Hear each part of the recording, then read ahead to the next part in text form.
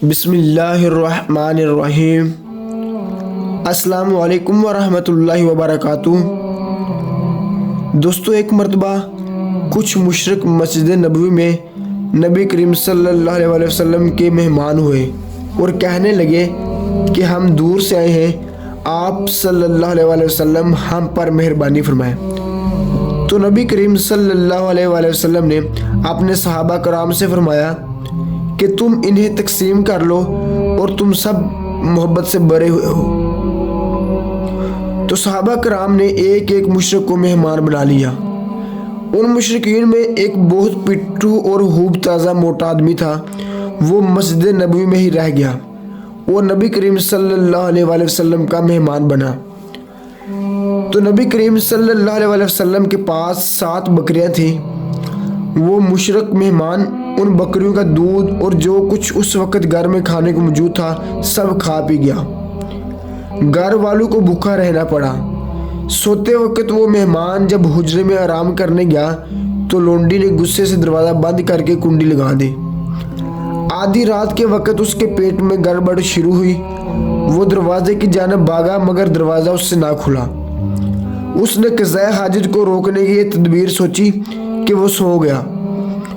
اس کا باطن چونکہ ویران تھا، اس لیے اس نے خواب میں ایک ویرانہ دیکھا اور اسے پہاڑنے سے بھر دیا۔ اس کے دل میں اس ناز زیبا حرکت سے بہت پریشانی پیدا ہوئی اور کہنے لگا کہ میرا جاگنا سونے سے بہتر تھا۔ میں نے جاگنے سے زیادہ کھا لیا اور سوتے میں بستر پر پہاڑنا کر دیا، اور مشرکین بروز محشر اسی طرح وعدہ کریں گے۔ نبی کریم صلی اللہ علیہ وسلم کو جب اس مشرک مہمان کی اس حرکت کی خبر ہوئی تو آپ صلی اللہ علیہ وسلم اس کے حجرے کا دروازہ پھر بھی نہ کھولا تاکہ اس کو شرمندگی ہو اور یہی شرمندگی اس کے ایمان لانے کا باعث بنے۔ پھر حضور نبی کریم صلی اللہ علیہ وسلم خود ہی دروازہ کھول کر چھپ گئے تاکہ اس کو مزید شرمندگی کا احساس نہ ہو، یا پھر اللہ تعالیٰ نے انہیں اپنے دامن میں چھپا لیا۔ اللہ تعالیٰ نگاہوں پر کبھی اس طرح پردہ ڈال دیتا ہے کہ انسان اپنے پہلو میں موجود دشمن کو بھی نہیں دیکھ سکتا۔ حضور نبی کریم صلی اللہ علیہ وسلم کو احوال کا علم ہو چکا تھا، لیکن اللہ تعالیٰ کی حکمت یہ تھی کہ آپ صلی اللہ علیہ وسلم دروازہ نہ کھولیں۔ رات میں دروازہ نہ کھولنا بظاہر اس مشرک کے ساتھ دشمنی تھی، لیکن اس میں سے اس کے لیے ایک بہلائی پوشیدہ تھی۔ جب اس مشرک نے دروازہ کھلا ہوا دیکھا تو وہ وہاں سے چپکے سے بھاگ نکلا۔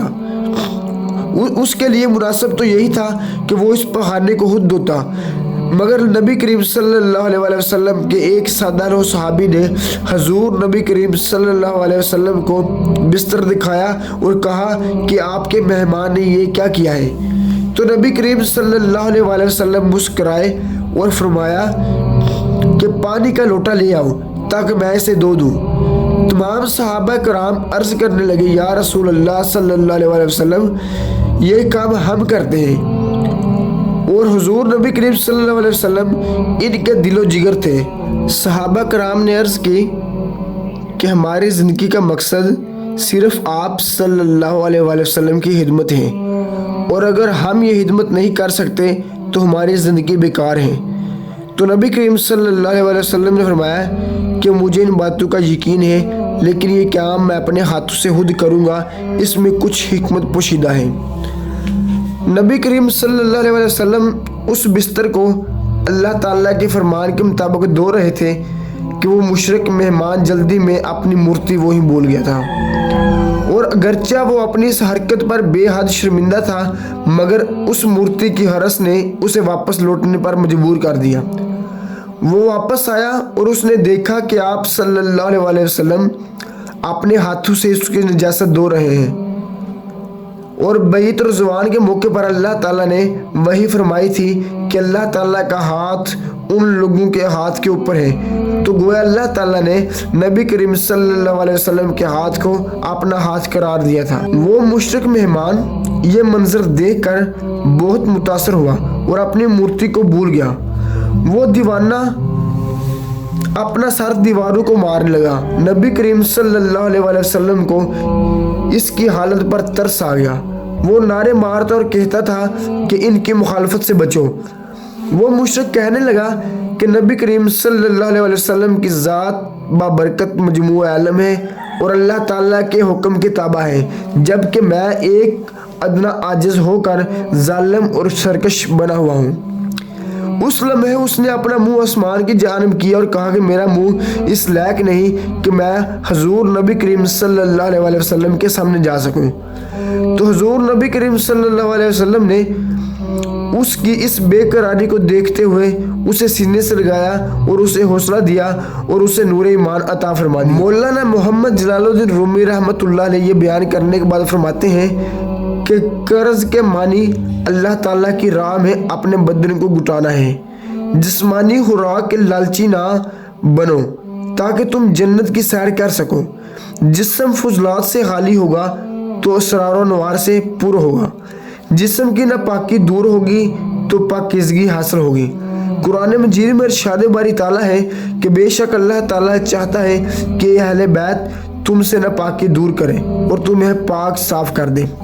شیطان مختلف دنیاوی مشاغل کے فائدے اور مزے سمجھا کر ان کی جانب متوجہ کرتا ہے اور کہتا ہے کہ تم کمزور ہو جاؤ گے، فلاں چیز کھا لو گے تو درد و غم سے نجات مل جائے گی۔ حضرت آدم علیہ السلام بھی شیطان نے اس طرح کی باتیں کی تھیں۔ شیطان انسان کے کان پکڑ کر حرص اور حرام کی جانب لے جاتا ہے۔